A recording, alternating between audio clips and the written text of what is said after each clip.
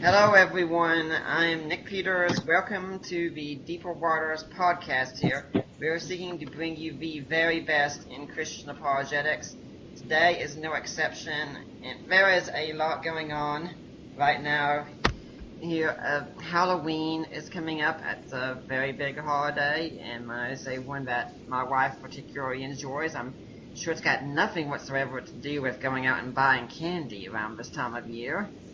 And then we've got the movies coming out, like the Hollywood movie Ouija just came out recently, I think, just this weekend. And so people are wondering, hey, what's going on with this? Is this anything that we need to be concerned about?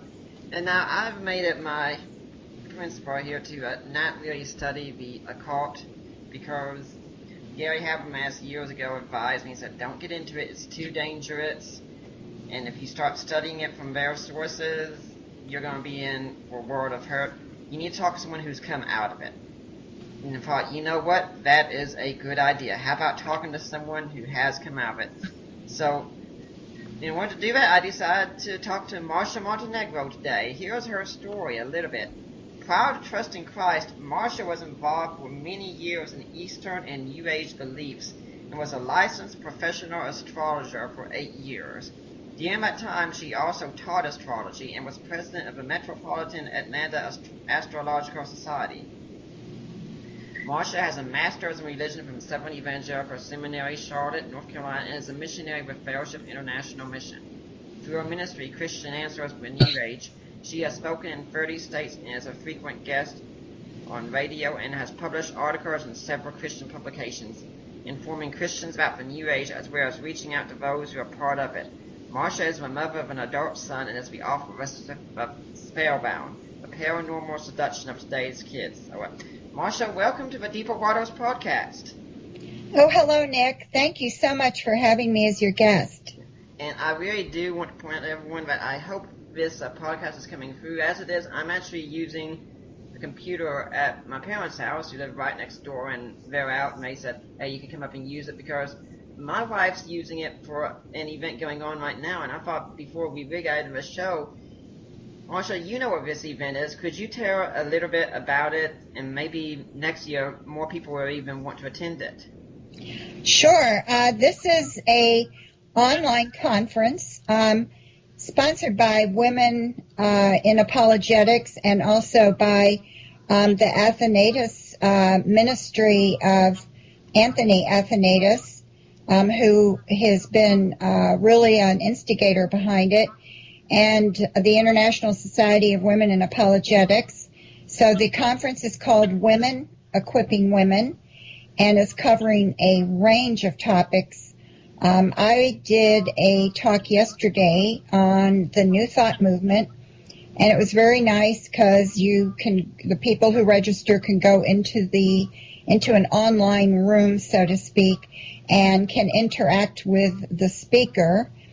And that's what happened when I spoke, and it's continuing on today into the afternoon. And I think so far the feedback has been very positive. And this, from what I gather, is a yearly event, isn't it? Yes, it is. I think this is the first time, however, that the conference has just been women apologists. So this was kind of a first in that sense. So all you women out there that are listening, you're saying, you know, I'm a mother, I raise kids, I don't have time to travel to Charlotte or wherever else these conferences are held. No problem. You can do this all from your home, and for us it only costs $21. The rates are very reasonable, and you can interact with women, and I really think this is something incredible. I think it's great that women are doing this.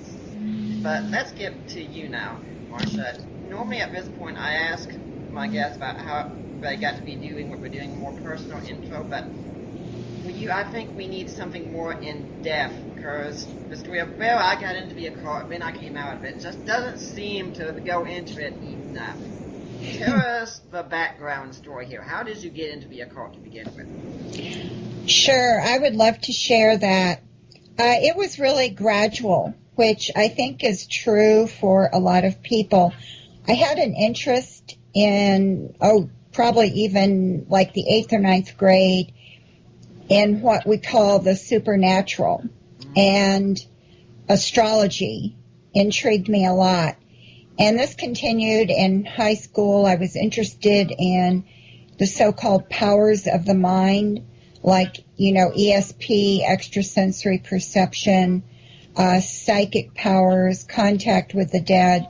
Now, I had all of these interests despite my exposure to various churches that my mother would take me and my sister to. Now, we lived overseas a lot when I was growing up, so I didn't have any kind of consistent church contact or denomination at all. In fact, overseas it was, in one place, just a general Protestant kind of thing. And so my interaction with Christianity, although in high school I was going to church, was really on a very shallow level. I was not a Christian. I was open to other spiritual ideas and decided that I would explore them once I got away from home and got into college. And so to a certain extent, I did explore them, and I also got very interested in Eastern religions in college when I did an independent study on Gandhi and had to read his biography, and then I also read a book that influenced him, and I was very, very taken with Gandhi and his ideas. And I was interested in Hinduism at that point and Buddhism, although I didn't really explore them till after college. So I was sort of on a two-track thing. One was the supernatural, and one was the Eastern religions. And in fact, in college, I had even more time to explore the supernatural aspect and talk to other students who had the same kind of interest. And that led to me spending much more time after college doing a lot of reading, and then now and then going to a psychic, an astrologer, then becoming involved with a group. I took a course actually called Inner Light Consciousness. It was sponsored by a group that lived in southwestern Virginia. At the time, I was living in Atlanta, Georgia. Southwestern Virginia still, even today, is full of a lot of New Age groups and cults. It just is amazing down in that area that you can find a lot of that. So apparently, back when I was getting involved with this course, Inner Light Consciousness, and they were headquartered there, that was already true at that time too. And this course got you interested in this kind of supernatural level where they told us that we could, for example, heal people psychically with our minds. We also did guided meditations. This is when the leader would have everybody do relaxation techniques and have the lights in the room very dim, and you would be lying on the floor or sitting in a comfortable chair and close your eyes, and the leader would guide you through a meditation. And this happened every night during this course. And on the last night, we were told we would meet our spiritual master. And so we were very excited because this was sort of the highlight of the whole course.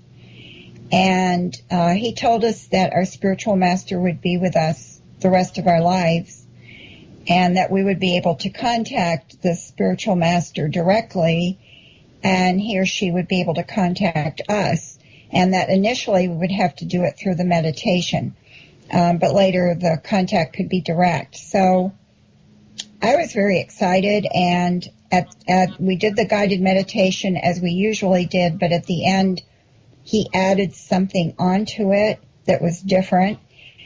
And in this particular part of it, we were led to meet our spiritual master. And after this was all over, we shared what had happened.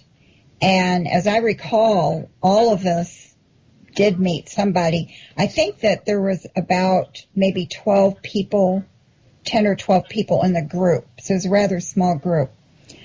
And I saw my quote-unquote spiritual master. Now, of course, we understood that this was a disembodied entity. This was not a person in flesh and blood. We didn't expect somebody to walk into the door. We knew this was going to be something disembodied, and in my mind, this was a person who had lived many, many lives on Earth and had now reached an advanced stage to be a guide for others. And that's how I saw the spiritual master, which is really another term for spirit guide. And at that point, after meeting my so-called spiritual master, I really did feel his presence and continued to feel his presence throughout my time in the New Age. And so this point was like a big turning point for me, because after this happened, it seemed like there was just a flood of things that came my way, and it's kind of like the gates opened up, and I was totally open to all kinds of things and meeting people involved in different areas of the New Age and the occult and Eastern religions. I got involved briefly with a Tibetan Buddhist group in Atlanta, and I learned how to do the Tibetan Buddhist meditation. And then I went into Zen Buddhism, and I was reading a lot of books on Zen Buddhism and practicing the Zen meditation. And at the same time, I started taking classes at a place called the Foundation for Truth.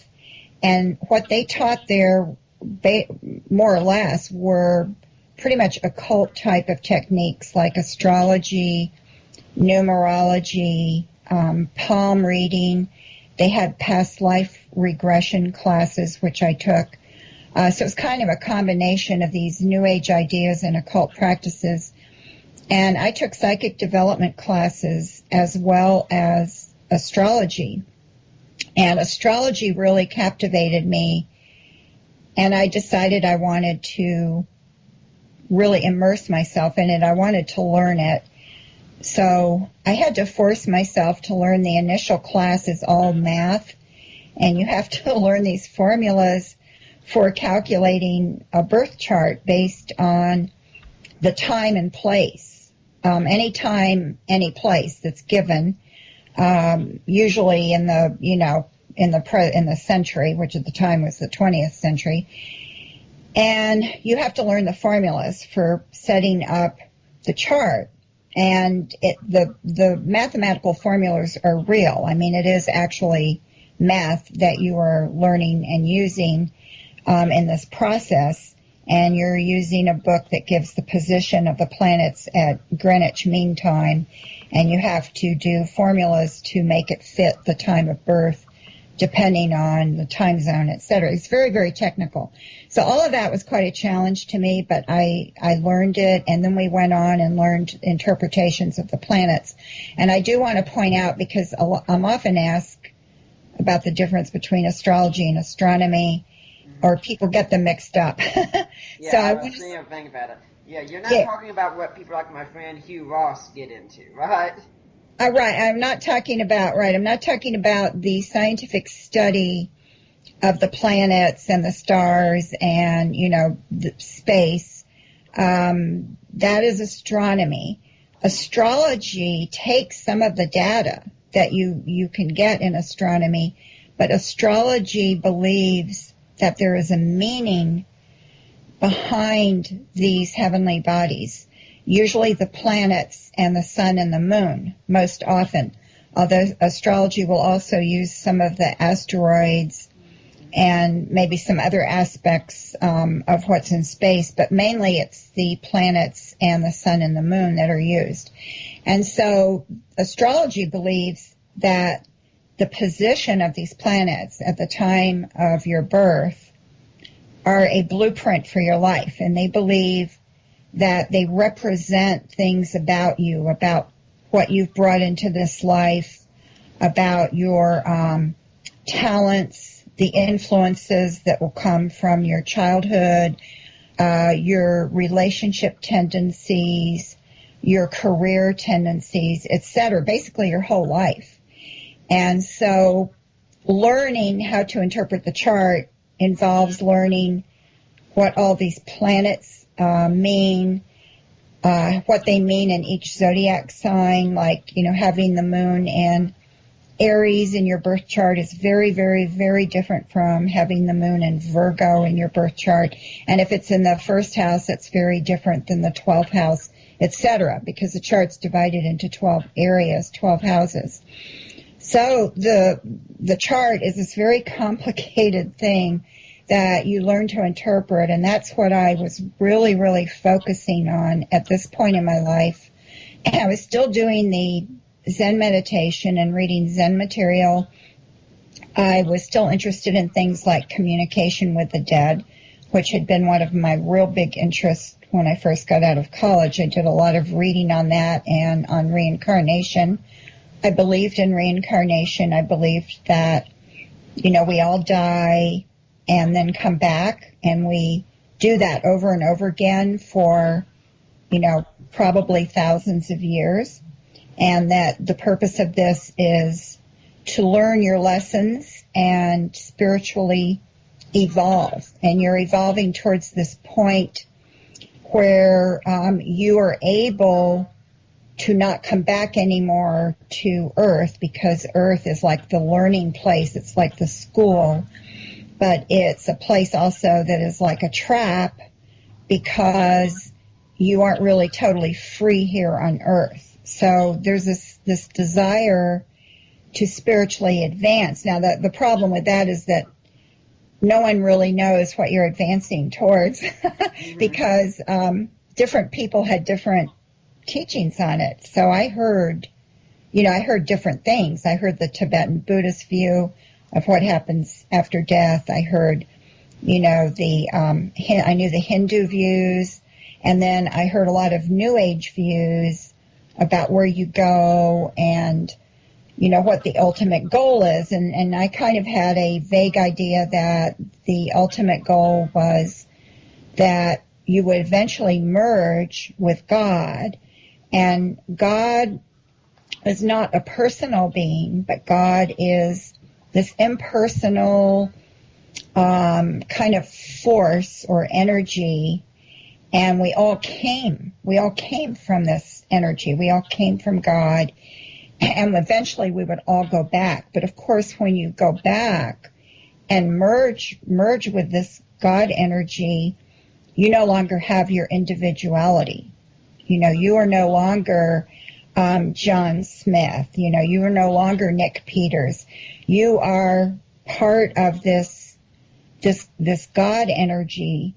And what is that like, and what does that mean? Well, nobody really knew, of course, and I found that a little disconcerting, because I think all of us, most of us, if we're pretty normal individuals, we are attached to ourselves as having our own individual identity, and the idea that this is going to be completely lost is usually not appealing, especially to people in the culture of the United States, which is a very individualistic culture. So, I wasn't real excited about that, but I figured that by the time I was ready to merge with this God energy, that I would have reached the point where I wanted to. So that's how I rationalized it.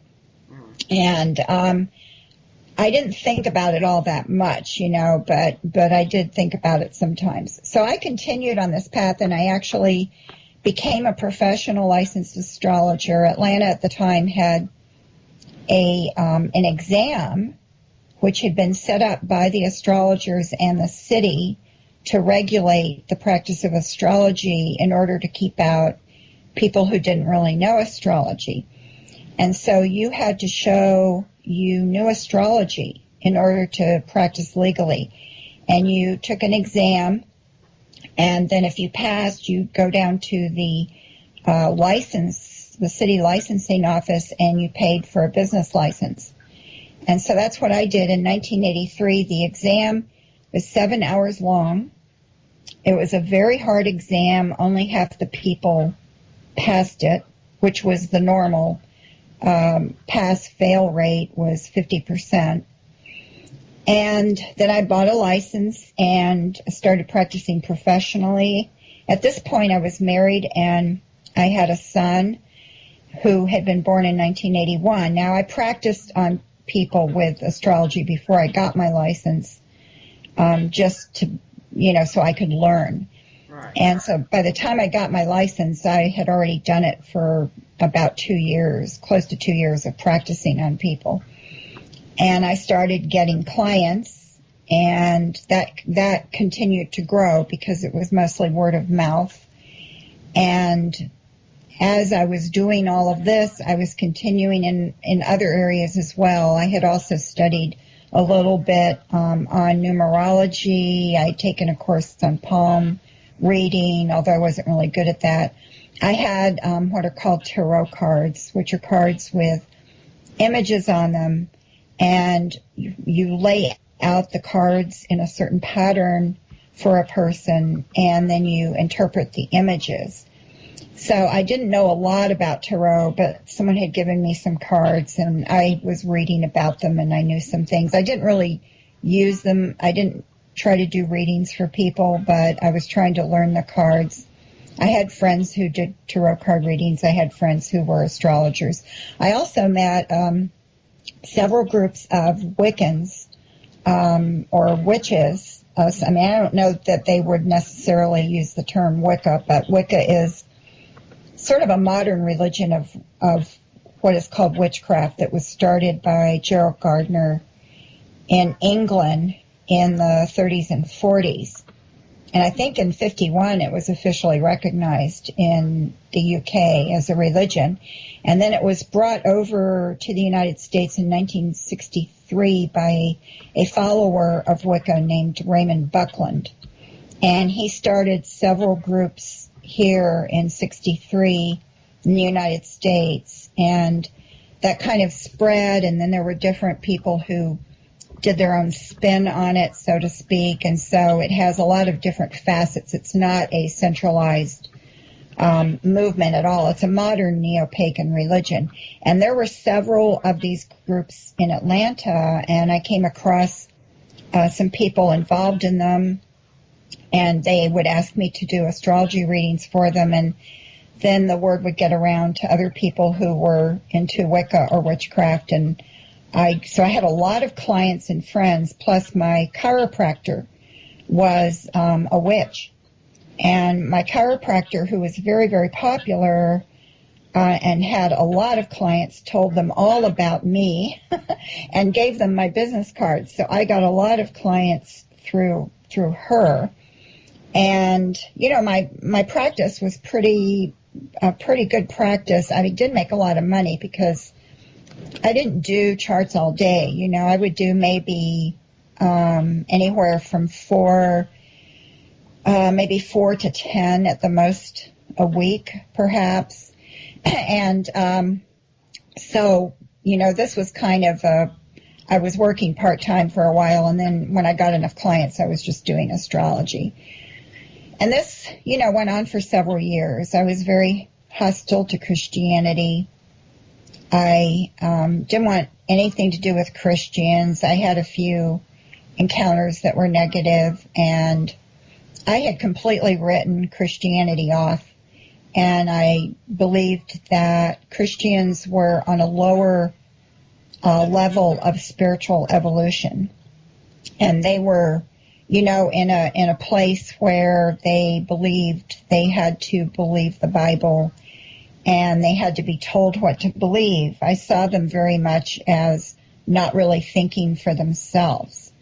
And that was my view of Christians. And I also thought they were probably afraid of all the stuff I was, studying and doing, that they didn't understand it. So they were afraid of it.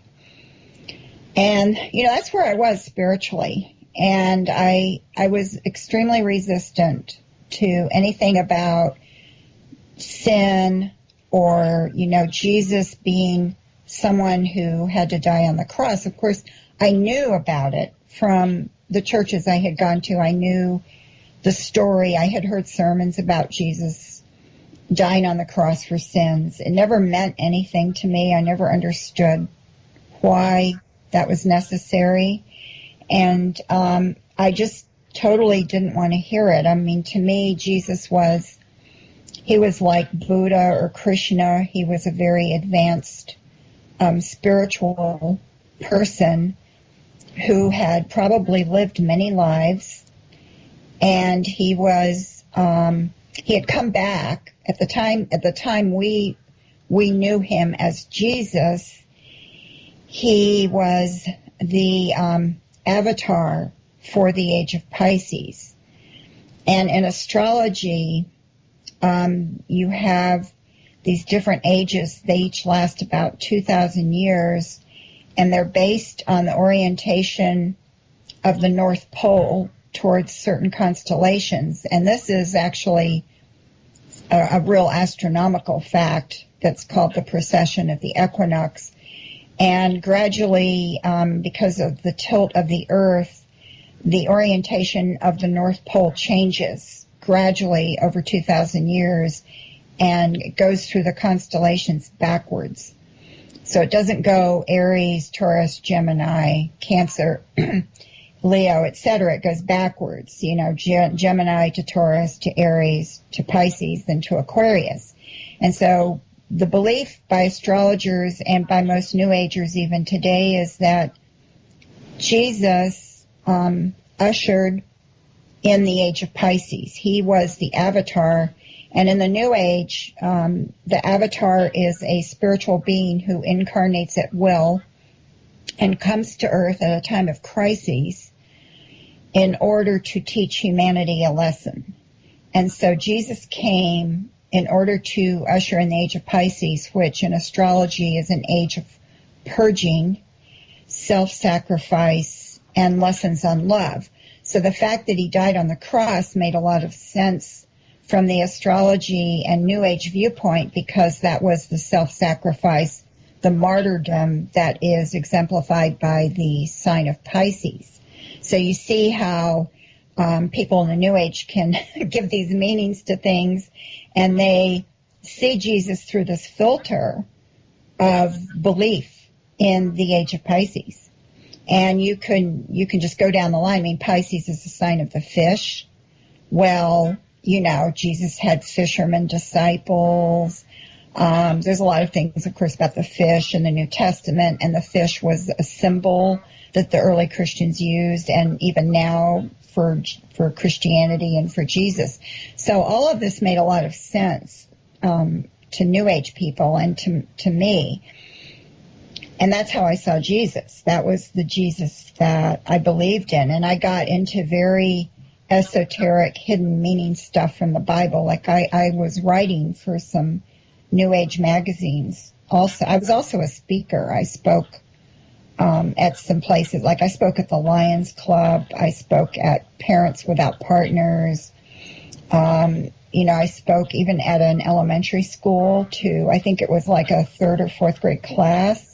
A public school. And I also spoke at believe it or not, a lunch and learn thing for seniors that was sponsored by 7 churches in Atlanta. And I even got to speak about astrology there.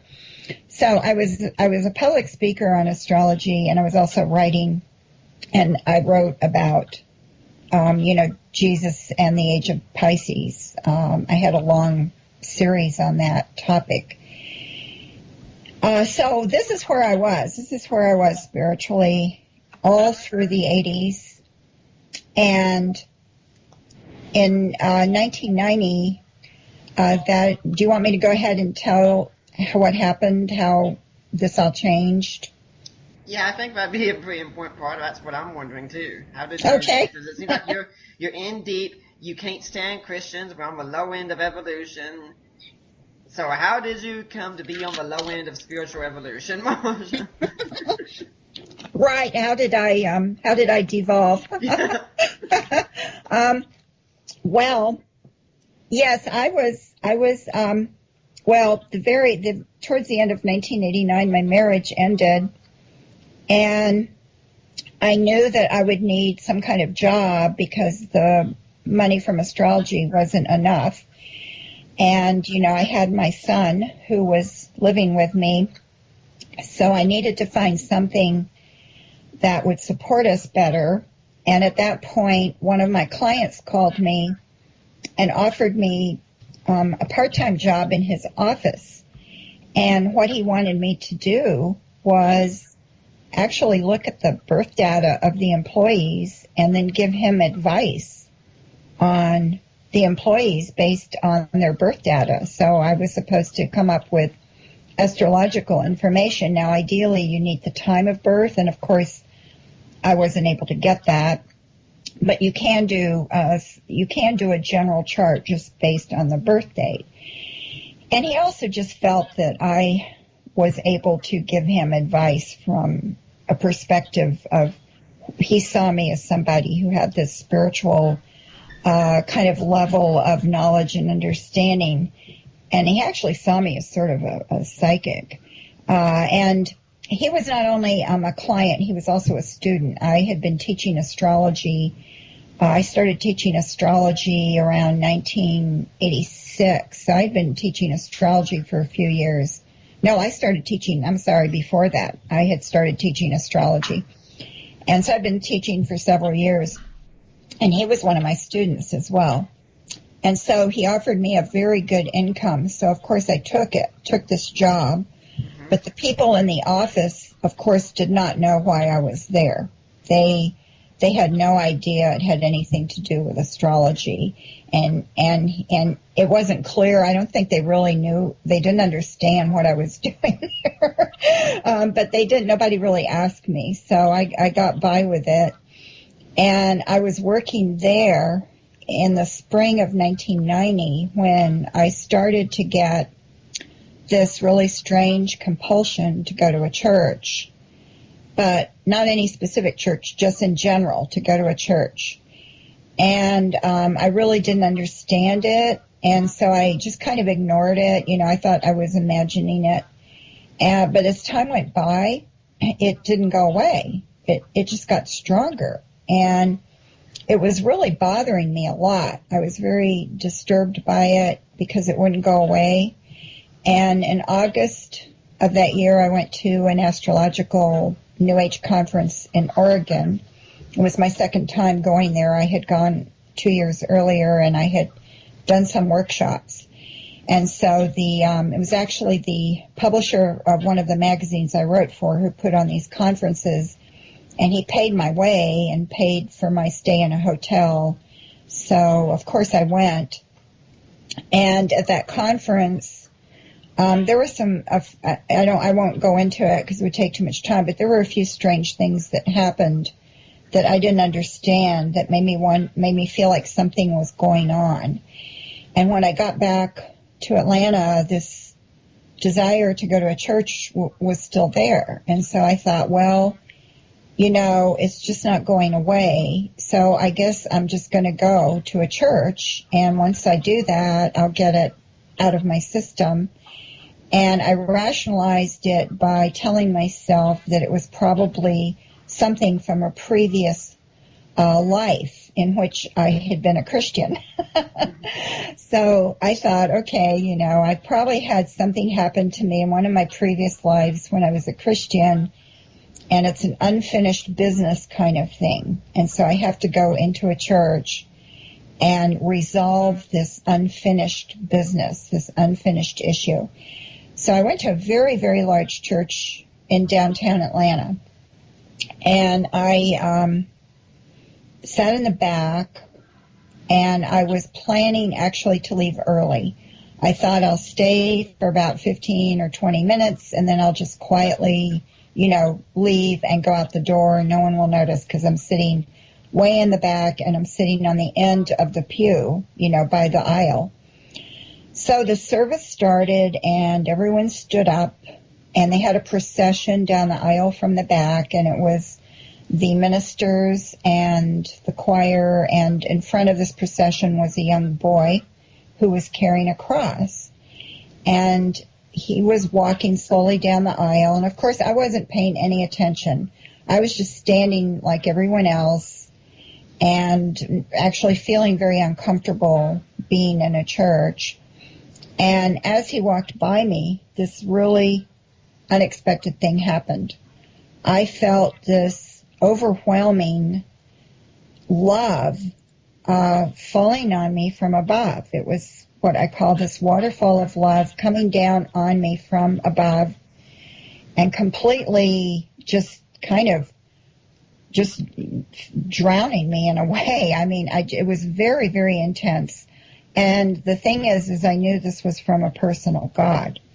I didn't hear any voices or anything, but I knew this was a personal God telling me he loved me. And it was completely unprecedented in my life to have any experience like this. And I just didn't know what to make of it. I knew it was real. But, of course, it was a contradictory experience for me because I didn't believe in a personal God. And yet this was a personal God. and so I couldn't reconcile those two things in my mind. And I just stood there, and I was quietly crying, and I just stood there, and I ended up staying for the whole service. And after I went home, I thought about it, and I didn't understand what it meant. And I wrote in my journal that something had happened, but I didn't know what it was. But no matter what it was, I was not going to leave my spiritual path. I was completely dedicated to the spiritual path I was on, which was the New Age path. And I had no plans of leaving it, no matter what kind of experience I had had. So that was how I took it. But I went back to the church the following Sunday, and I continued going there. Now, this church was very, very open-minded. And it was not a dogmatic church. I mean, it was not a church where you were really hearing the gospel. It was not a church where people were making very clear-cut doctrinal statements. Let me put it that way. So I felt very comfortable there because, nobody was really evaluating me. I even told a few people I was an astrologer, and actually a few of them wanted my business card. So I thought, maybe I can get some clients from this church. And I thought this was kind of a helpful thing. And I even was taking a Sunday school class, and then someone invited me to a smaller group that was meeting with the minister of the church.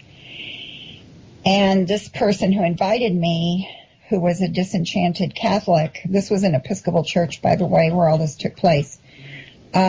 She's the one who invited me, and when she asked me what I believed, I told her I was pretty much a Zen Buddhist, and she said, well, you can be Christian and Buddhist at the same time.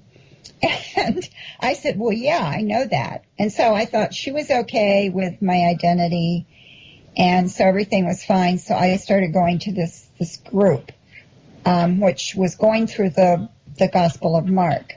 Now, at the same time this was happening, I started getting this impression that God didn't like astrology.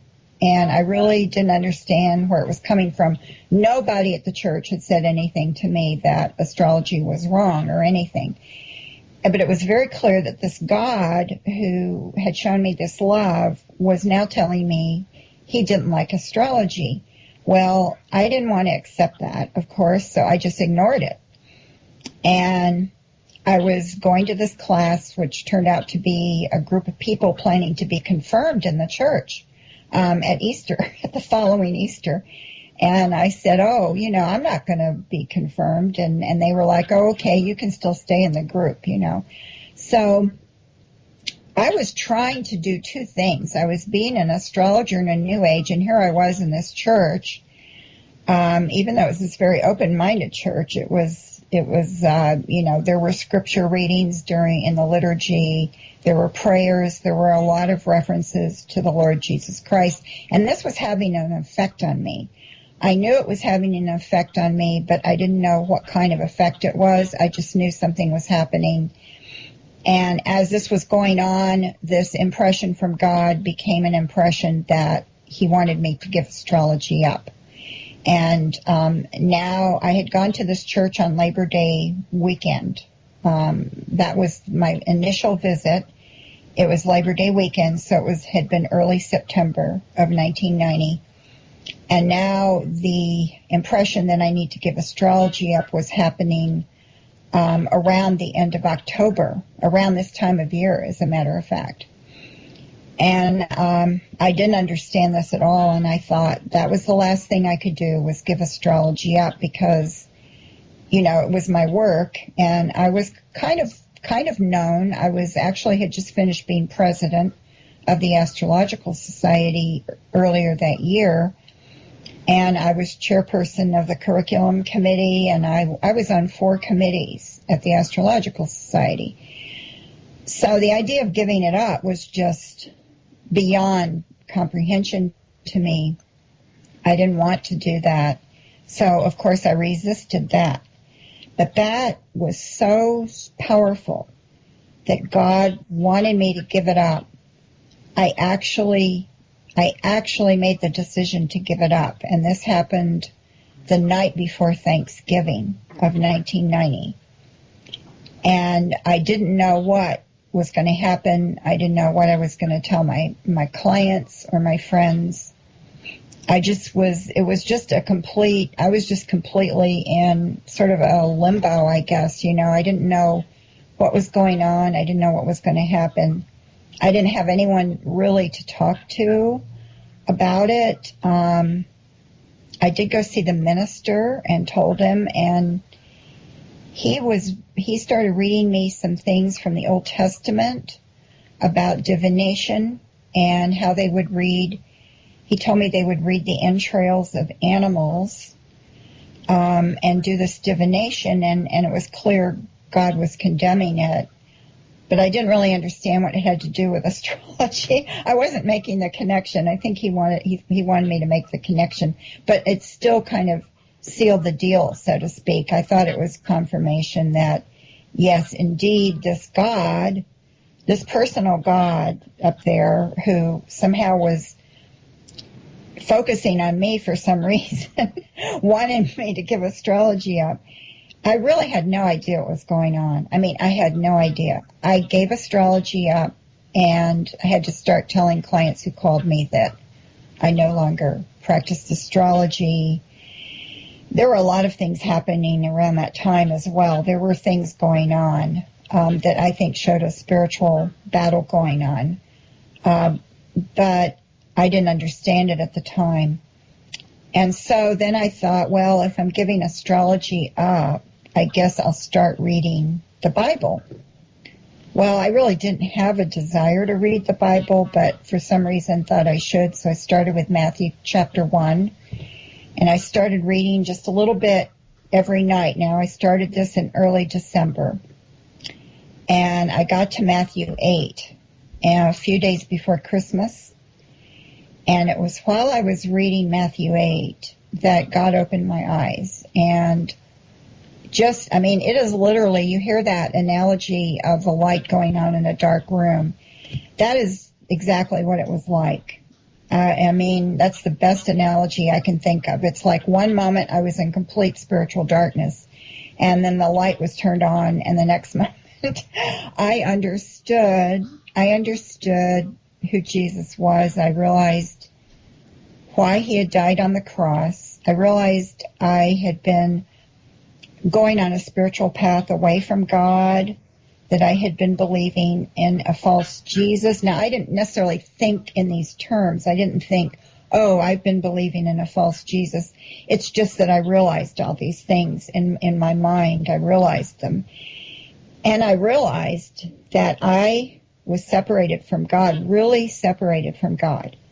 And that the only way that I could have a relationship with God, although again, I wasn't thinking in these terms, was through giving my life to Christ. And that's exactly what I did at that moment. And that was the moment I was born again. And I knew as soon as I did that, I realized I was a different person. I mean, nothing dramatic happened, but I knew I was different. I could tell. I could tell something had changed completely in me, and I knew that I belonged to Christ. And those were the two things I knew. And so at that point, of course, things really changed. I had to tell my boss, who was on leave at the time, but when he came back in January, I had to tell him I couldn't do the astrology anymore. And he was very nice about it, and he said he would give me, other work, which he did. So I continued to work there, and I was still there in April, and there was a young man who worked in that office who knew, after I'd started working there, I gradually let some people know I was an astrologer, although I never told them that was why I was there, and I don't think any of them knew that was why I was there. I don't think they ever knew it. But this young man came into my office one day, and I knew he was a Christian, and he had befriended me, but he never tried to, quote-unquote, witness to me or tell me that astrology was evil or anything. He just sort of befriended me. And he came into my office, and I said, it's really strange that a few months ago I was an astrologer, and I hated Christians, and now I am a Christian. And I said, it's just very strange. I'm still sort of processing it. And he kind of smiled, and he said, well, maybe someone was praying for you. And I said, no, I don't know anybody who would pray for me. And then I saw this little smile on his face, and I said, wait a minute, were you praying for me? And he said, I was praying with a group at my church. He said, we've been praying for you. We prayed for you ever since you came here, and I found out you were an astrologer. So they had been praying for me all during 1990 when all of those events took place. And the compulsion to go to a church, the impression from God that, he didn't like astrology, and then I should give it up, and starting to read the Bible. These people, this small group of a young adult fellowship at a Methodist church south of Atlanta had been praying for me. And I was pretty overwhelmed by that. I really was. And, I think that shows that, nobody is beyond the reach of God, no matter how hardened they are, no matter how hostile they are to the gospel. If you can't witness to them, you can pray for them, because I think my story shows, that's exactly what happened. Mm-hmm. This group was praying for me, and it glorified God. It's just to me, it's kind of an unusual testimony, and I think that, the Lord had his purposes, of course, for doing it this way, but I think one reason is it encourages people who have family or friends involved in some kind of unbelief system, especially something like the New Age or the occult, who are very resistant to the gospel. You can't talk to them about Jesus sometimes. But my story shows prayer. God wants us to pray. Mm-hmm. Well, that's certainly an incredible story. And you've been out of a movement for how long now? Well, that was the very, very end of 1990. So we're coming up on, I think that's 24 years, right? Mm-hmm. This December, like right before Christmas, will be 24 years as a Christian. And now you've founded your own ministry dedicated to reaching people in the New Age movement. Right, and this ministry was another thing that the Lord did. It was not my idea. And God gradually opened doors for me to share my story. And I started talking to some youth groups, and then I spoke at some conferences, and all the while I was working full-time. And then, people were encouraging me to think of full-time ministry, including the missions pastor at my church. And then I spent a year kind of pondering this, and the Lord just showed me at different different events and things that happened, that there was a real need for this ministry, and I really felt that is what he wanted me to do. So I started the ministry part-time in 94, but I went full-time in 1998, and I actually operate as a missionary. And my mission board is Fellowship International Mission, which is located in Allentown, Pennsylvania, but I live in Northern Virginia. Mm-hmm. Now, I said at the start of the show that Gary Habermas had advised me to not really study the occult directly, and I said, are you saying it's just me? He said, no, I'd say it's for anyone. So you go to talk to people who have come out of the occult. What do you think about that advice? I agree with that. And I usually tell people, if they want to know about this area, not to look at the primary sources. And I agree with him, because I don't know that people realize how seductive some of this stuff is. Mm-hmm.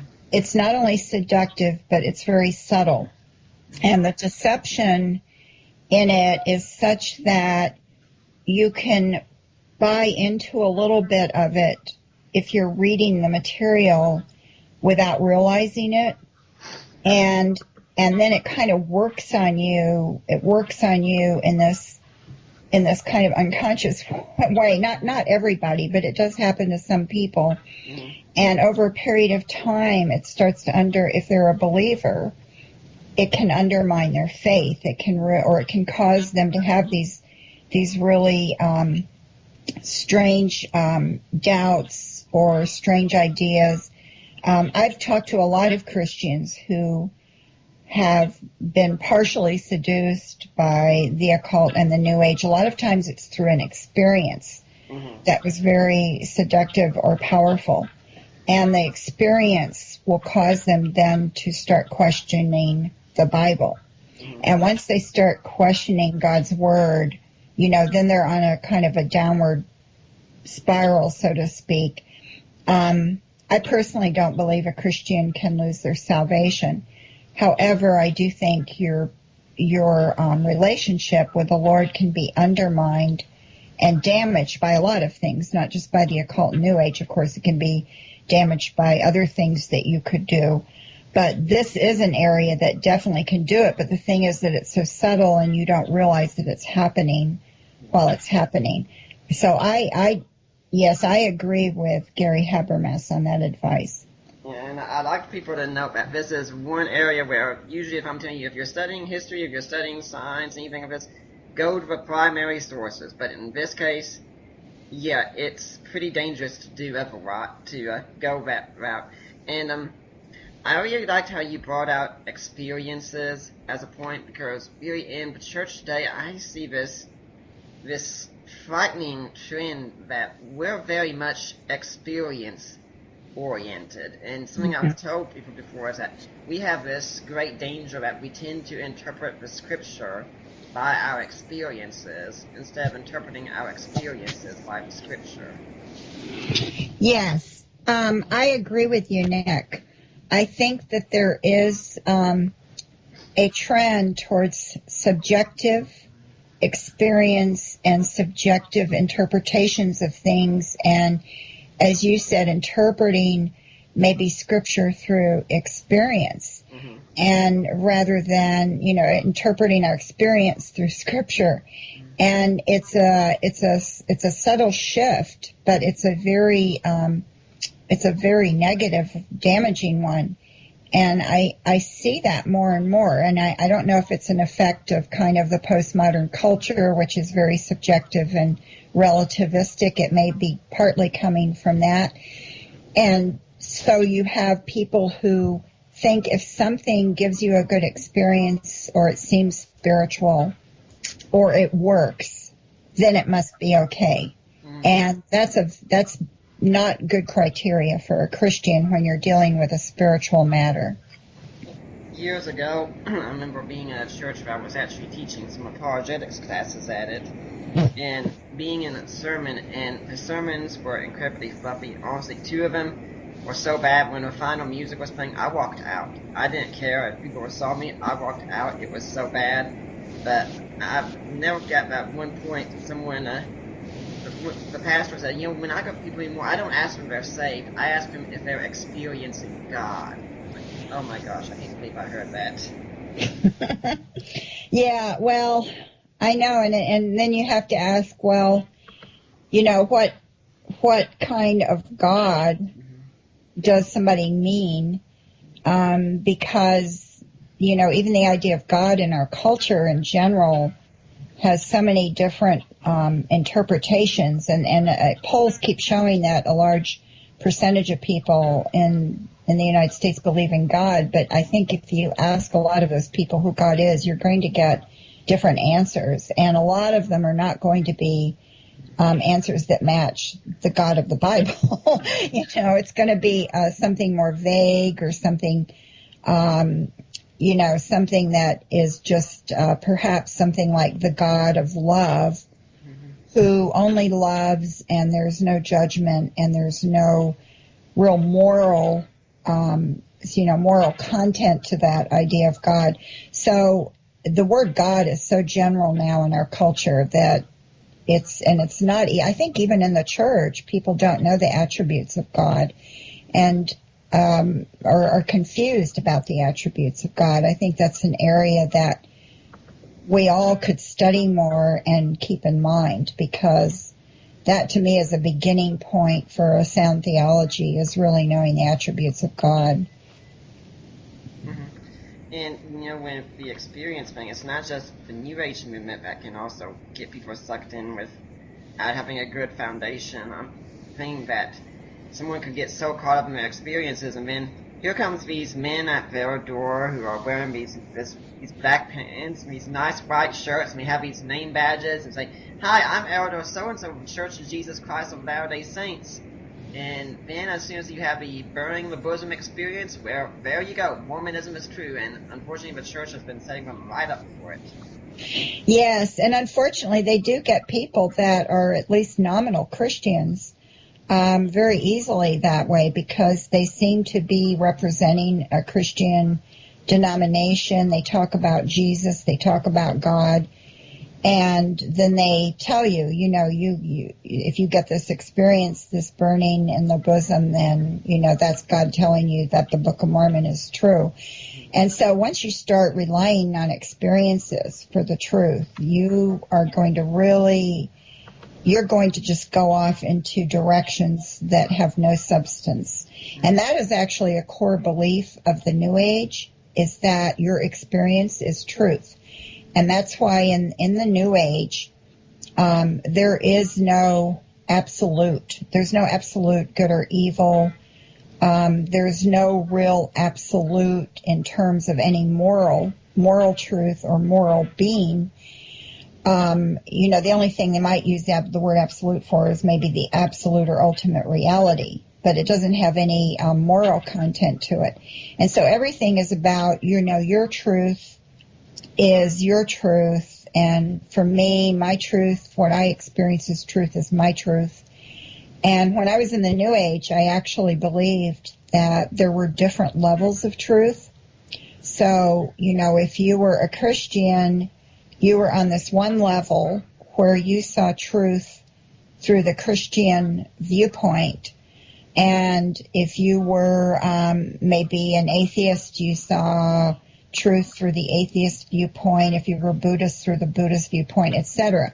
And I felt there were all these different levels of truth, and they appeared contradictory, but they actually were not contradictory, that we were all just seeing different facets of one truth, and that eventually we would see that all these truths merged, or they were all part of the same truth. And I felt everybody was spiritually evolving toward that point, that eventually we would all get to that point. And that's a very, very common view in the New Age. Well, right now we're about, we've been in this discussion about an hour or so I can remind people that you're listening to the Deeper Waters podcast. My guest is Marcia Montenegro, talking about how she came out of the New Age movement. And normally I'd tell you about who's going to be on next week, but actually we haven't got anyone booked just yet. So I'm going to make sure we get a guest to the best of my ability. But if you all have some suggestions of X-Moms of who you'd like to see on the show, let me know. I'd really like to hear that. You can leave it in an iTunes review, which I'd appreciate emails. But I am going to be working, seeing if I can get a good guest. And if not, well, I'll find something we can talk about that's interesting for a couple of hours. Now we got Marcia Montenegro here now.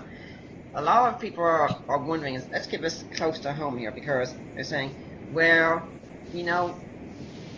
I have no interest in being caught in any arrangement, but what I'm really concerned is that next week my kids want to go trick-or-treating, and should I really be practicing Halloween if I'm a Christian? Okay, the big Halloween question. Yes, I, of course, am asked about Halloween quite a bit. Interestingly enough, that is my birthday, and a lot of people find that kind of ironic or funny that I'm born on Halloween, and not only that, but my son was born on Halloween too, so he was born on my birthday. I would love to know what the odds of that are exactly. Yeah, I don't know, especially for somebody who was an astrologer and had clients who were Wiccans who do celebrate, Halloween as one of their 8 holidays in the year. And then now as a Christian with a ministry dealing with the New Age and the occult, the fact that my birthday's Halloween sometimes is a jumping off point for discussion with non-Christians. When if in some way they find out it's my birthday, it often becomes a discussion. Now Halloween is one of those very commercialized days in our culture that has a lot of different stories about its beginnings. It is just a mess in terms of trying to pin down the history. And I realize there is a parallel story now. I've read a couple of things on the internet about the Christian origins of Halloween, connecting it to, All Hallows Eve and Saints Day, All Saints Day, which is November 1st, and the whole history of that, and trying to show that really goes back before these pagan overtones of Halloween. Now, I have not done enough reading on all the history, and to tell you the truth, to me, the history does not interest me that much. I do see the pagan connections to it, of course, and I realize that neo-pagans like witches and Wiccans do see it as a holiday. It's the time of year when the days are shorter and the nights are beginning to get longer. It's a seasonal holiday. Undoubtedly, it was celebrated in pagan cultures way back with certain rituals because they celebrated different seasonal holidays, and the seasons were very important. And as from a pagan viewpoint, you have the pagan gods. So the pagan gods were connected to the seasons and what happened with the change of seasons. So there are all kinds of mythology and pagan stories that go along with it, and these rituals, and mostly Celtic rituals that would have happened in the Celtic areas of the world.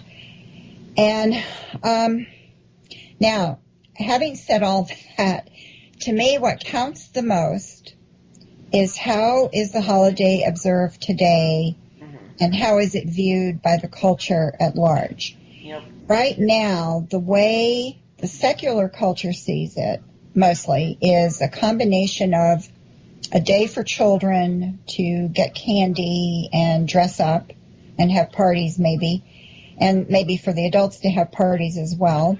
And also a day that is quote-unquote spooky and is connected to, haunted houses and ghosts and witches and scary things. That's of course, all you have to do is walk into a drugstore or any store right now, and you can see the decorations, or even people are putting them out on their yard with Halloween coming up next Friday. So there's a focus on the scary stuff, and what, from a Christian viewpoint, some of it would be evil. Like dressing up as a witch or dressing up as a ghost or wanting to watch ghost stories. Okay. So what we have to do here, in my opinion, is sift through what is just the commercial and harmless and what is glorifying evil. Because a day in and of itself cannot be evil. It's just another day on the calendar. There's nothing especially evil about the day itself. People don't have to be fearful just because it's October 31st. And I need to say that because some people do think there's some kind of evil force that's unleashed on October 31st. So there's no truth to the claims, for instance, that the cultists are gathering that day and they're offering up all their sacrifices on that day. There's no plot to kidnap babies or children and kill them or something like that. Right. You hear a lot of urban legends, and of course there are movies. There's a lot of scary movies that may have that kind of theme. But that's not the way it is. And so what you have is the commercial observance, which is mostly, pretty hard. I don't see anything wrong with carving pumpkins. I don't see anything wrong with dressing up. I do think that Christians should not put costumes on that glorify anything connected or seen as connected to the occult, as like a ghost or a witch. I don't think that's a good idea, personally. If some Christians want to have their children go trick-or-treating and they're dressed in costumes that aren't evil, I think that is their decision. That if the parents want to do that, that's their decision. Or if they want to give candy to kids coming to the door. Then there are Christians who don't want to have anything to do with it. They don't want to participate in it. They see it as a day when evil is celebrated, and in some cases that's true with all the ghost and witch stuff. And so they don't feel, their conscience is telling them to have nothing to do with it, and I think that should be respected. So I see it kind of as a Romans 14 issue. But the parents who feel okay with it should not judge the Christians who don't feel okay with it, and the Christians who are not okay with it should not be judging the Christians who are okay with it. We definitely should not be judging each other on this matter. That is, I have a very strong view on that. In fact, on my website, ChristianAnswersForTheNewAge.org, I have a little Halloween statement for Christians that I wrote several years ago. So all in all, I think we have to be aware of how a lot of the secular world sees the holiday. We also need to be aware it is a day when Wiccans and neo-pagans will have rituals. They will have rituals on that day, which in their minds is connected to nature and any gods or goddesses they believe in. So it'll be connected to that. And some witches and Wiccans see their gods and goddesses as symbolic and not as real. Others see them as representing forces of nature. Others see their gods and goddesses as something within themselves. So there's a range of views on the gods and goddesses in the modern neo-pagan religions. And then you have the other group, the Satanists. They also celebrate October 31st, but they do it very differently from the witches. They have their own view of it, their own, rituals. They're pretty much apart from society. The serious Satanists are very private, and in my opinion, I don't think there's that many of them. There's no reason to be fearful about them.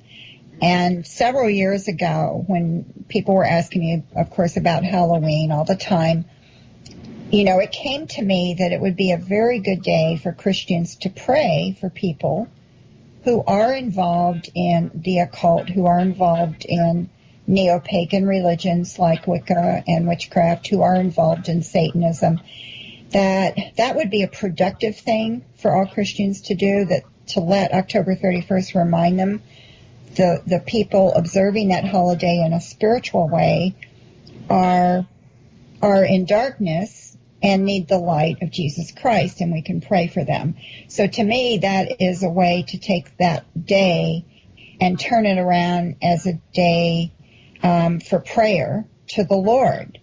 and ask that he would be glorified by praying up for these people, and that maybe somewhere, something would happen that day to open the eyes of somebody who's involved in a pagan ritual on October 31st.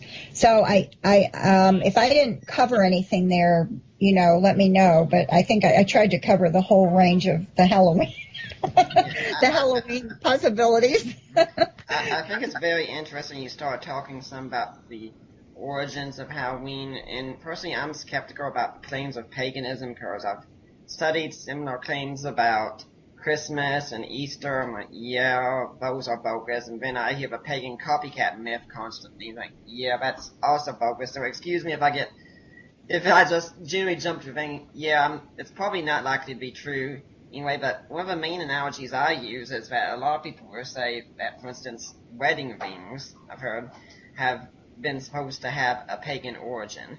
Now, if someone came to me and they were able to demonstrate conclusively, historically, that yes, wedding rings did have a pagan origin, I'd go, fine, that's nice. And I'd keep wearing mine because I know why I wear my ring. I'm not wearing it to give a tribute to a pagan deity. When Allie and I made our vows, it was not made to Odin or Zeus or any pagan god whatsoever. It was done before God and the church. And that is what my ring symbolizes. And heck, if this was really a pagan day and we've taken it and we've instead turned it to a day where we go around and gather candy and play pranks on each other, I think we've claimed a victory. Yeah, and I think that's a good point about the wedding rings, because I think I had read that too, about the origin of wedding rings. And certainly there are probably some things we do in weddings or other kinds of rituals or ceremonies that may have some pagan origins. And that is because, I don't know if it does or not, but it could be because our world is very pagan. We are in a world that has fallen away from God. It is a fallen world, and it has had a lot of history of pagan beliefs and people who rejected the true God. So, of course, the pagan type of ceremonies or whatever that may have been around for a while permeate the culture over time. They may change form, but I'm sure there's probably some pagan stuff that's around from different things. And that's why, to me, the point is not so much the origin of it, but how is it viewed today? And is it something that glorifies something against God? And that, to me, that's what it looks like. So, of course, wearing wedding rings does not go against God. If anything, like you said, it represents the vows you took before God in your marriage. And that's and in our culture at large, people don't look at wedding rings as pagan. They see it as a symbol of marriage. And so I think that's why in the occult you have kind of a mixed bag, because you do have some people who view it from an occult viewpoint and still see it, they do see it as a pagan holiday. Then you have the commercial view of the trick and treat and parties, and then you have the Christian view of it's All Hallows Eve. And so we have a real mixed bag of Halloween. I think actually each year it gets more and more complicated for me to answer a question. What about Halloween? It's getting harder and harder to answer it because you have this whole mixed thing going on. But so that's why we have to have a focus, and the focus is, what am I going to do on Halloween? I'm not going to do anything that dishonors God. I'm not going to participate in anything that appears to be honoring something evil. So then you go from there. Okay, maybe you decide not to participate at all. Maybe you decide you can participate in something that has the harmless aspect, like carving a pumpkin or something, and you make your decision there. And I think that's the core of how to approach something like Halloween. Yeah, I often think that too often Christians live in fear of anything just as soon as you say the word pagan. And that's really no way for us to live at all. My wife and I, we enjoy the season. We'll go out and we'll get some candy in case any trick-or-treaters come by, which They never do, which leaves us with this awful dilemma of what are we supposed to do with all this leftover Halloween candy. It's such a brain teaser. It's so hard to figure out. I mean, it's not like we intentionally go out and buy candy we happen to like, after all. Then we go to the stores and we look at the costumes and think, if we went to a party this year, what would we dress up as? And I think the main one we talked about considering this year was, for instance, we saw Julius Caesar and Cleopatra. I thought, that would be pretty interesting to go. Mm-hmm. You know, if you're going out there and you're just having fun and you know why you're doing it and you have no desire whatsoever to worship any pagan gods or such, don't worry about it. Yes, I agree, and I agree. I think you have the right attitude, and I also think that those who don't want to participate, who feel like somehow it would hurt their conscience, should not judge you or anyone else who wants to do, for example, what you may do, dressing up as, Julius Caesar and Cleopatra and handing out candy or whatever the case may be. I've gone through different stages with it. When I was initially a new believer, I didn't want to participate in it. I was very close to, having had all these Wiccan and neo-pagan friends. I knew they observed the holiday, and so I was so extremely aware of it. I felt like I couldn't, observe it at all in any way, and I didn't give candy out or anything. As time went by and I was able to have more of a perspective on how you deal with things as a Christian, then I started passing out tracts along with the candy to kids, and a lot of Christians do that. Some Christians, sometimes some churches will have an outreach day, maybe at their church, where they invite kids from the neighborhood to come to the church for games, and then they'll give stories about Jesus, and they'll give the gospel, and it's a way of reaching out to unchurched families in the area. I think that's a very good way, in my opinion, to use the holiday. So there again, we can't see it as totally write it off as a complete evil thing, because God knows what are you honoring, what are you not honoring in your heart. And since the day is such a mixed bag of different things, then we can't just put it in one category and completely write it off. But there again, I'm not going to judge anyone who feels that they can't participate. Well, we're nearing the hour and 20-minute mark of our show, and so before getting into the next category of what I think we can talk about, I'd like to remind everyone that everything we do here is listener-supported. There's no pay that we get for doing this. I don't have a larger network of me that pays me this show. I'm not able to pay my guest coming on. Everything we do here is supported by donations. And I really want to encourage you all to consider donating. If you're benefiting from what we're doing here, if you're learning a lot from these conversations and learning how to evangelize your friends and do something to take part in the harvest here and help by making a donation, especially if you can become a monthly donor. The way to do that, you can go to my blog at deeperwaters.wordpress.com. There's a donate button there. That will take you to the ministry of Risen Jesus. That's the ministry of my in-laws, Mike and W. Lacona. And you can make a donation there. And then you email me, or you email Mike's wife, Debbie, afterwards and say, hey, I made a donation. I want to go to Nick Peters and Deeper Waters, or I want to be set up as a monthly donor. Can you arrange that? We will make sure it gets taken care of, and your donation will be tax deductible. There's also on Amazon, I've got some ebooks out. I've got Defining Inerrancy written with my ministry partner. You got Christian Answers for today, this generation's questions. And there's a couple of others that are on the way. I've got one coming out which is a dialogue with an atheist, God and Natural Disasters.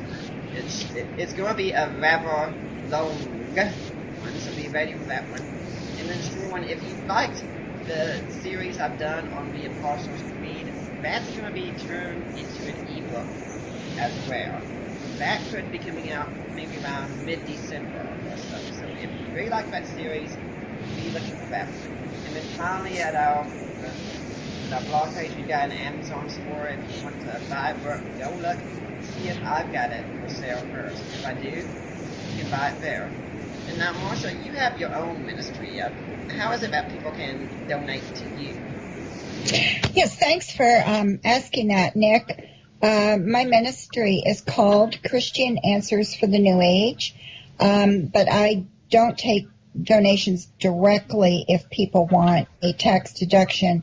If they want a tax deduction, they would send a donation through my mission board, which is Fellowship International Mission.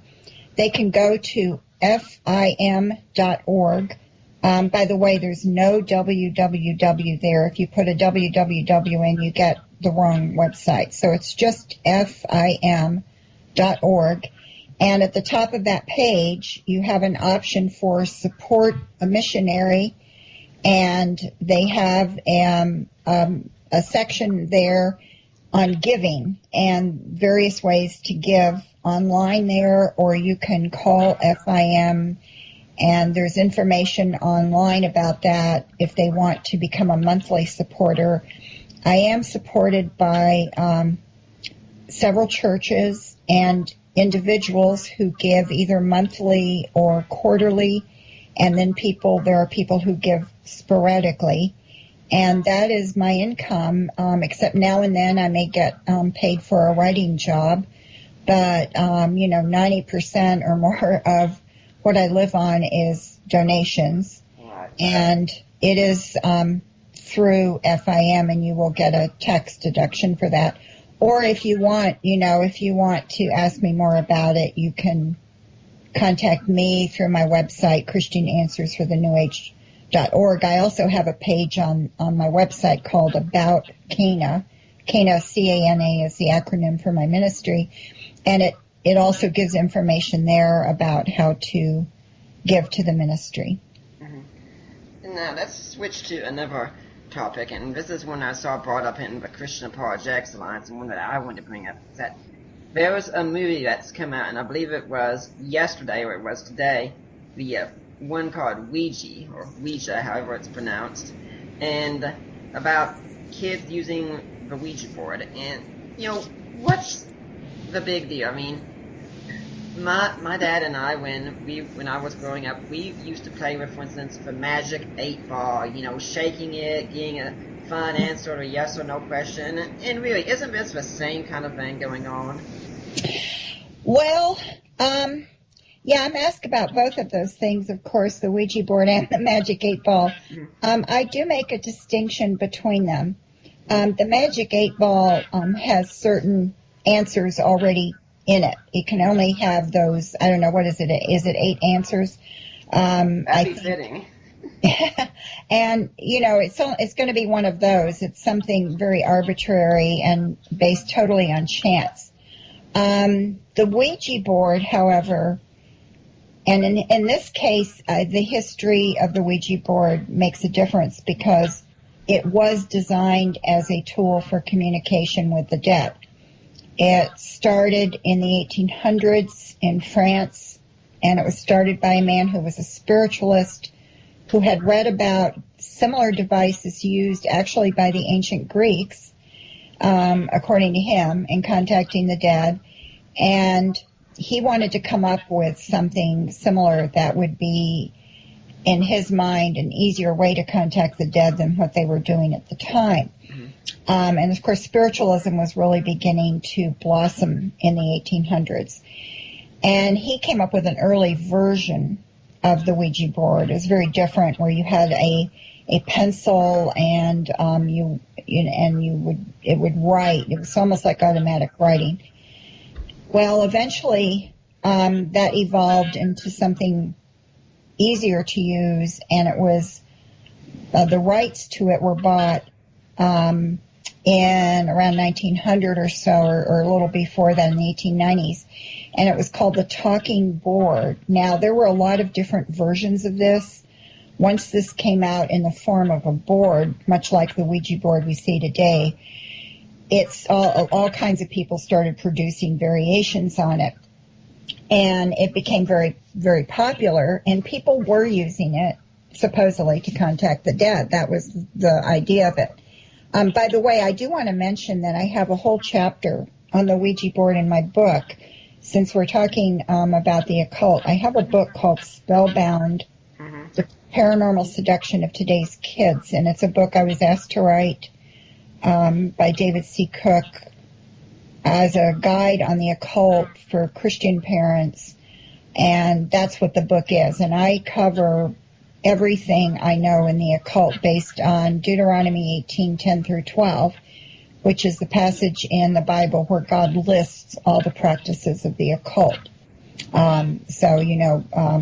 Things like where he's forbidding contact with the dead, spiritism, witchcraft, reading omens, etc. There's a whole list in that passage, and I use that passage as the basis for my book.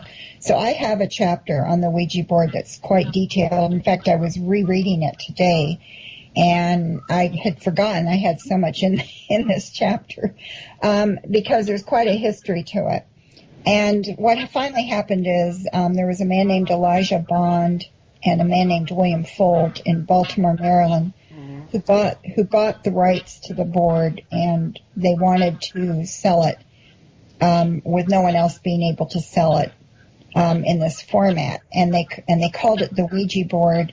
They claim the reason that they call it the Ouija board is because the board told them to use that name. They claim they asked the board for the name, and that it's spelled out Ouija. Now, Ouija is O-U-I, which means yes in French, and J-A, which means yes in German. In German, of course, you would say ja, but you don't pronounce it ja, you pronounce it Ouija. Yeah, that sounds a bit awkward. And that's supposedly how it got its name, so it really means the yes board. And when you do this board, you have a little triangle thing that you place your fingers very lightly on, either by yourself or with another person, and you ask a question, and then you wait, and you aren't supposed to move, and then the idea is that this little triangle, which is called a planchette, will move around and point to different letters of the alphabet or numbers on the board, or yes, there's a yes and a no. And so you supposedly are getting answers from some disembodied, discarnate spirit this way. Now, what happens, and what I go into in my chapter in my book on it, I think sometimes, of course, people do move it, maybe on purpose. Sometimes people are moving it sort of unconsciously. They don't think they're moving it, but they are. Sometimes nothing happens, and, it just sits there and doesn't do anything. Sometimes it moves, and I do believe it moves demonically, because actually I had 2 encounters with this before I was a Christian. And I know in one case there was definitely something going on, because it was moving so fast that my housemate and I were doing it, and this was after college, and I lived with 3 girls from my college, and so one of them and myself were doing this Ouija board, and it started moving so fast that we had to call in another housemate to start writing down the letters, because we couldn't keep up with it, and it was giving very coherent messages, initially friendly, and then they became rather threatening. I don't remember now what the message was, but my friend got so scared, the housemate who was doing it with me got so scared, she just jumped up and she said, there's something evil here, and I'm not doing this anymore. And she left the room. Now, none of us were Christians, but she felt there was something really evil there, and she didn't want to do it anymore. And I definitely felt there was something there. Whether it was evil or not, I'm not sure. I wasn't scared by the idea that it might be evil. Let me put it that way. I was intrigued. I was very, very intrigued by things like that. And I wasn't scared of any idea of something being evil. That was part of the reason I kept going into what I got into. And So I do believe there, and also let me say some more things about this. I was very influenced by a book called Seth Speaks that actually was written in the 70s, although I read it around, I'm not sure when I read it, around 1980, 81. Seth Speaks was written by a woman named Jane Roberts. Jane Roberts initially had been using a Ouija board and was contacted by a disembodied entity that called itself Seth. And Seth started giving her messages and then told her she wouldn't need the Ouija board anymore, that he would just speak through her. And this actually began happening, and she began kind of going into these trances, and Seth would speak through her, and her husband was transcribing or recording the messages. And these messages all ended up in a series of books called the Seth series. And Seth Speaks was the first book. I think The Nature of Personal Reality was the second book, and I don't know the name. I think there was one more book. Also, the husband or somebody took pictures of Jane Roberts when she was in these trances, and you can see her face is extremely contorted. Now, in my opinion, this was a demonic possession. I think that Seth was a demon who totally took over, because I read Seth Speaks, and the writing and the style and the message are extremely, I know this is going to sound strange, but they are extremely philosophical. It's very heady stuff, and this is what I would call the philosophical end of evil, or the philosophy of demonic beings, the philosophy of Satan, which can sound extremely profound. And that's one reason I was so taken with this book. Now, to be clear, we're not condemning philosophy when we say this, because there are right. certain Christian philosophers. Exactly. Yes, I'm not condemning philosophy in and of itself. Philosophy is a sound arena, and you can certainly, in fact, the study of apologetics is a part of philosophy, and we can use philosophy in a way that to understand things and to glorify God. There are aspects of philosophy that go against God, like anything else. It can be used. It's like the internet. The internet can be great and be used to spread the gospel message or reach people, and it can also be used to glorify evil things. So it's a similar kind of thing. It's really neutral. It's an area of study.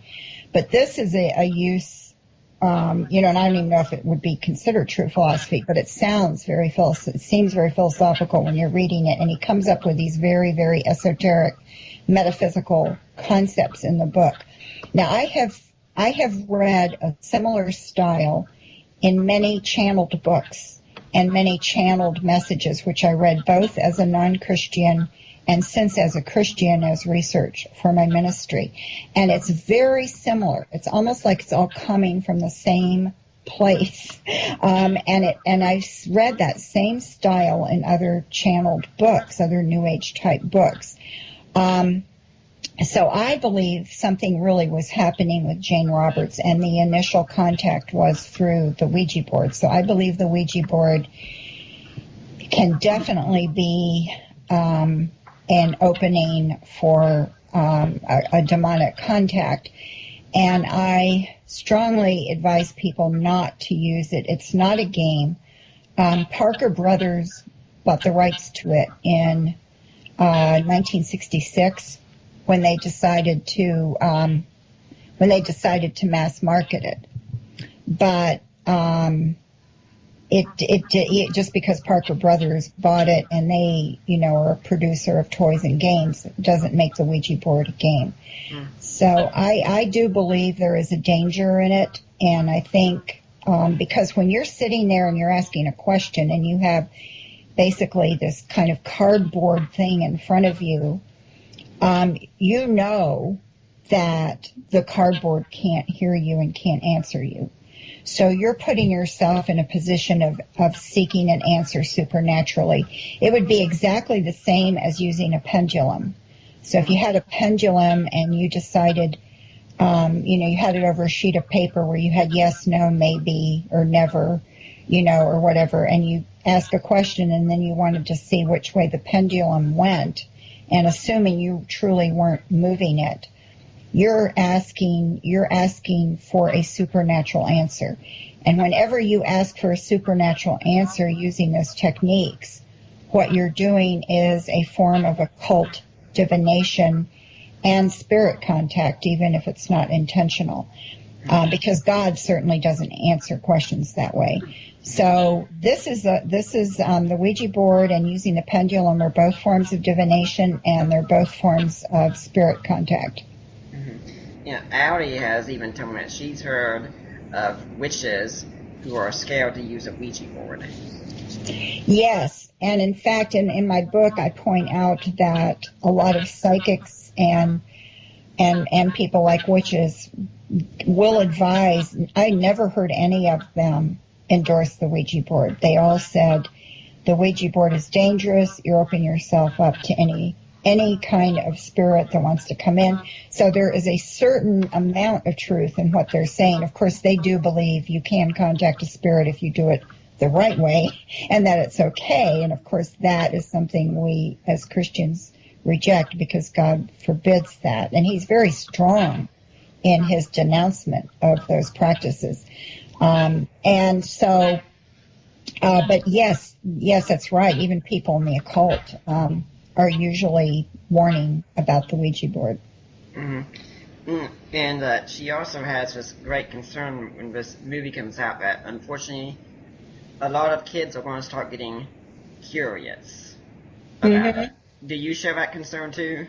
Yes, I do share that concern. I think that it can initiate an interest in it, even if the movie shows that it's, that terrible things happen to people who are using it. Even if the movie shows that, I've only read a very brief review of it, but I think it does show that.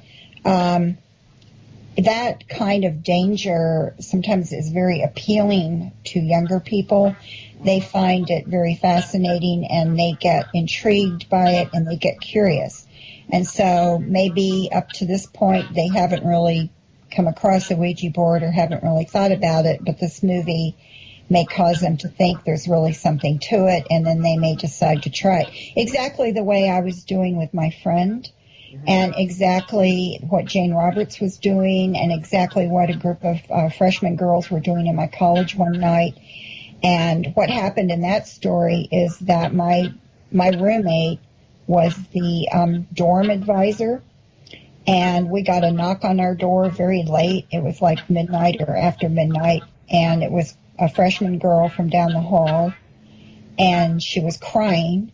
And she said, you have to come down, to Debbie's room or whoever's room it was. And so my roommate went running down there, and I followed her to see what was going on. And there was, in the room, there was about 4 or 5 girls sitting on the floor crying, and in front of them was a Ouija board. And we got the story out of them that they had been using the Ouija board and were getting responses.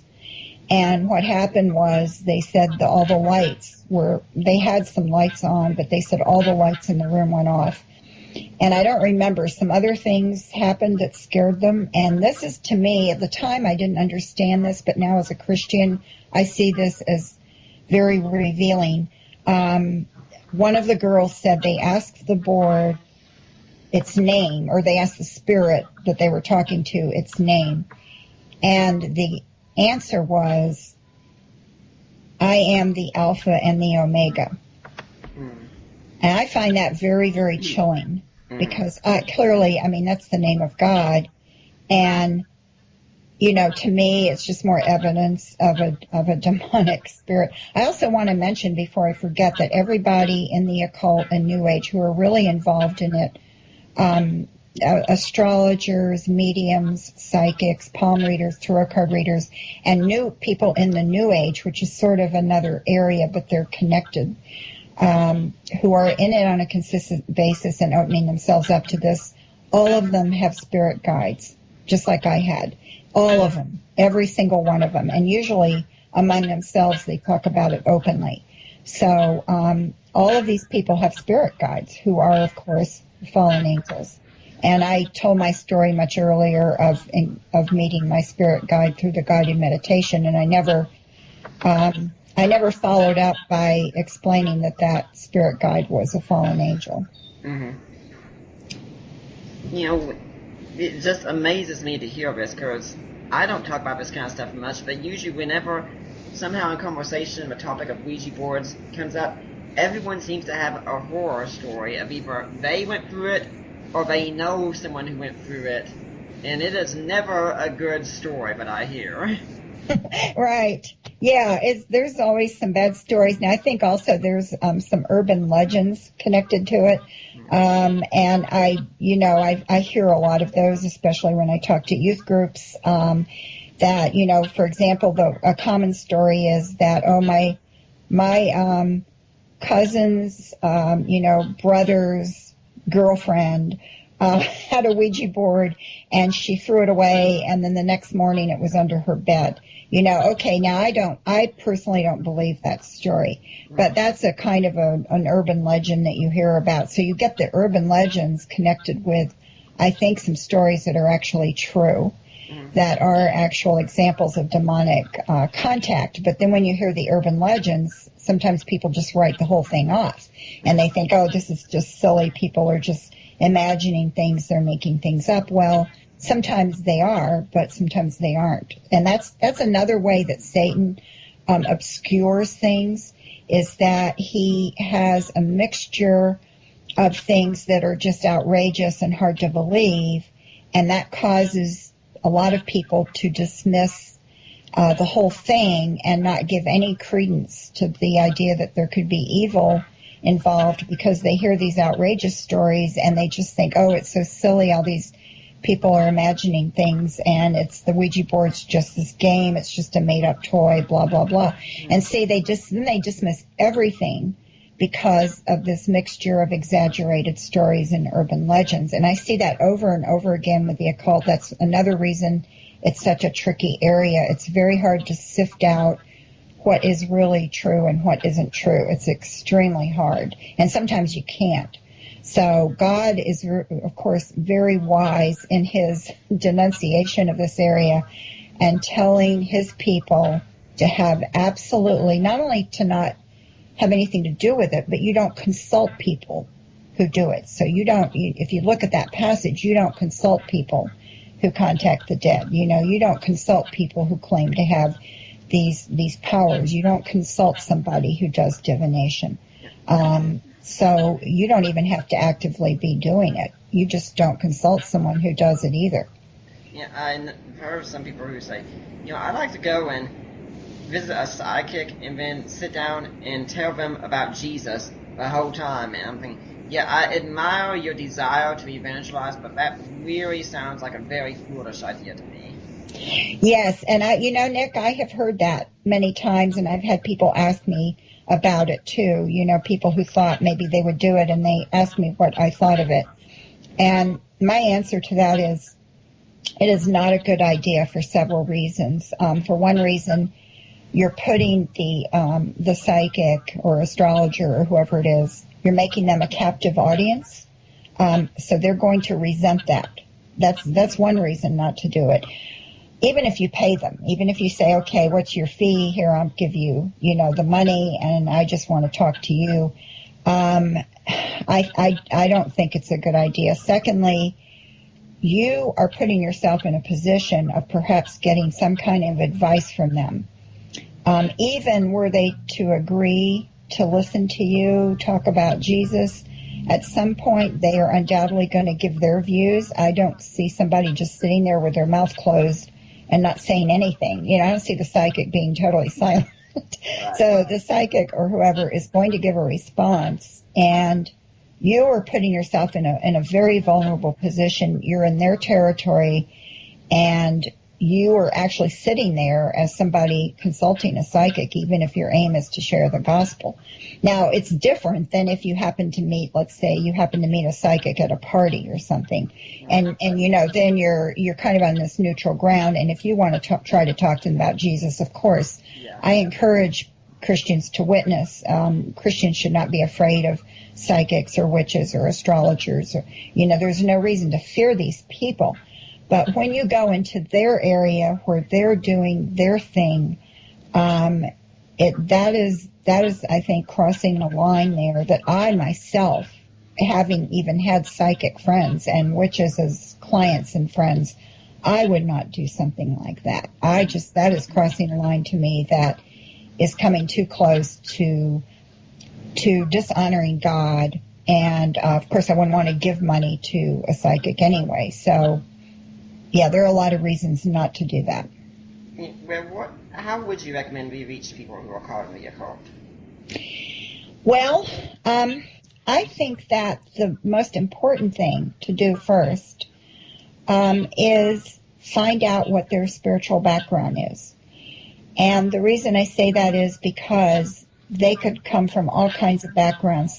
You'll find some of them were in what we might call very legalistic type churches, and where there were a lot of rules, and they got the impression that Christianity is a matter of following rules, and they rebelled against that, or that turned them off, so they left that. You find people who have a background of being maybe in a dead church, where it was just all about the outward appearance and going to do certain rituals, but there was absolutely no meaning behind it. They didn't hear the gospel. Or you may find people with unchurched backgrounds. So I think it's very important to ask that first.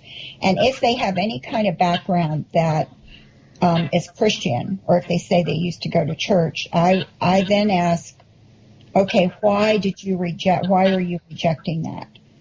What is it about that church or that denomination or whatever that has caused you to go in another direction? Because then you can find out if they really know the gospel. You can find out what the issues are. And another thing to ask is what they believe. Don't assume that you know what they believe. Like if they're into, let's say they practice witchcraft, you need to ask things, because unfortunately a lot of Christians think witches worship Satan when actually witches don't even believe in Satan. So, because if you say, oh my goodness, why do you worship Satan? I mean, that witch will probably never want to talk to you again. So, you need to say, well, what do you believe? And what do you believe? Do you have a belief in God?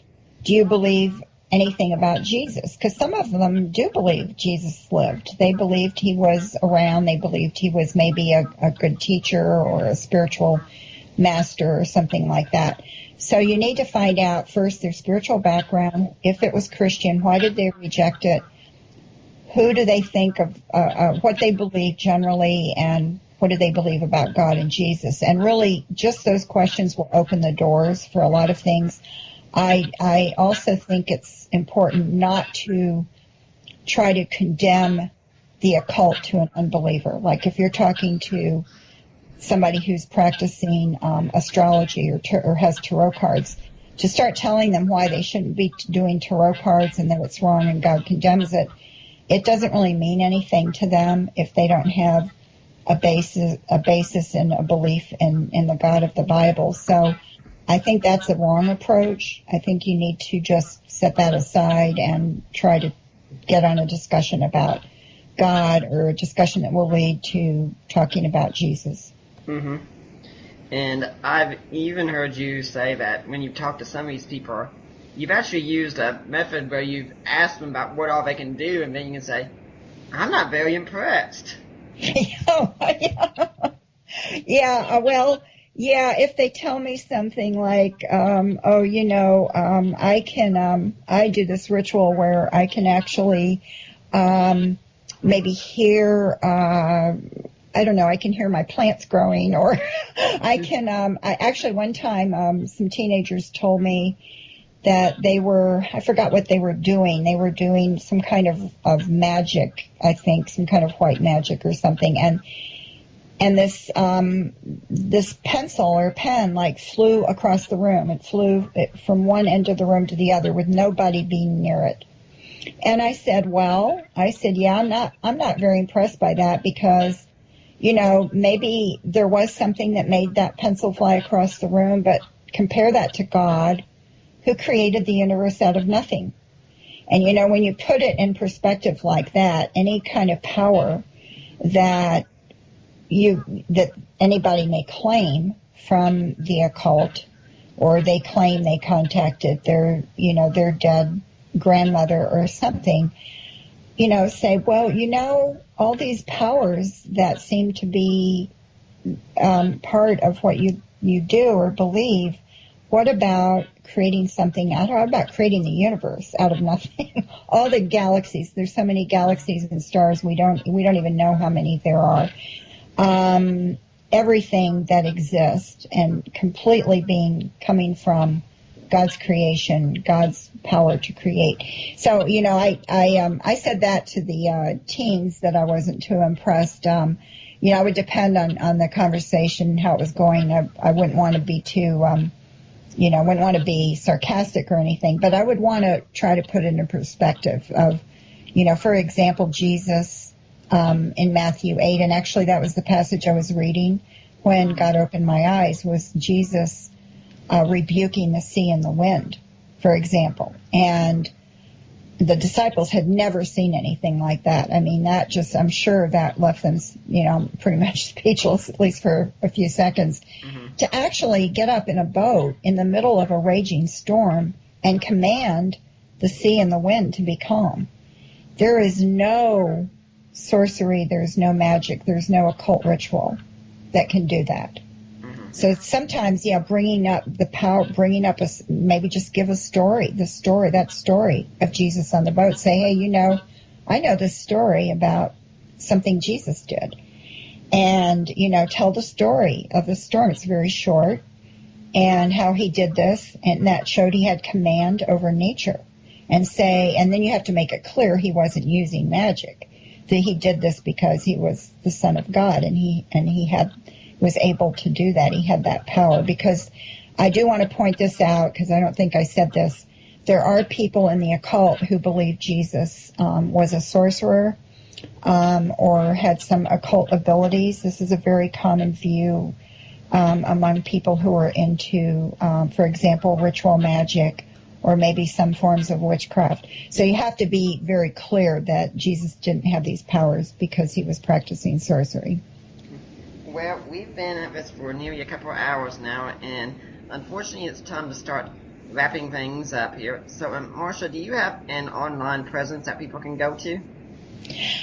Well, yes, I have my website, which I mentioned, where I do want to mention that again, ChristianAnswersForTheNewAge.org, because I have a lot of articles there. If you go to the articles page, that cover a lot of New Age and occult topics. I also have my personal story there, which, some people may want to read or share.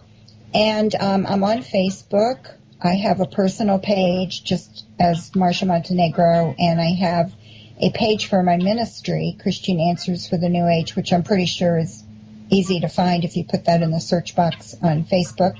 And I post things about the New Age and the occult there. So those are the three main areas where I am. And I can tell people that Marcia is very easy to talk to on Facebook. Anytime I've had something that I've been wondering about the New Age and such, I've sent a message to her, and she's been very prompt in getting back and even helping some of my friends out with some of their issues. Well, thanks. I'm glad that, the Lord gives me these venues to do that. Is there any final message you'd like to leave with the Deeper Waters audience today? Yeah, I think the final emphasis I would want to make is that since we've been talking about some rather dark areas and areas that some people find scary, is that as Christians, we remember that Jesus Christ has power over all powers, over all dominions and principalities. He has rulership over all. And, of course, Christ is the one that we go to. We don't need to worry about these other powers in the sense of being afraid. We need to be careful, and we need not to cross the line and get engaged with these areas of the occult and the New Age. But we don't need to be afraid of it, and we need to remember that Christ has much more power than any kind of power that could be demonstrated by Satan. Well, Marcia, I'd like to thank you for coming on and being my guest, especially around this Halloween time of year with these movies coming out. And I hope we'll see you again here sometime. Well, I would love it, Nick. Thank you so much for this opportunity and having me on. Yeah. And I'd like to remind everyone that next week, we don't know who we're going to have on yet, but I will be working on it because I want to make sure you have the best. But for now, I'm Nick Peters, and I am signing off.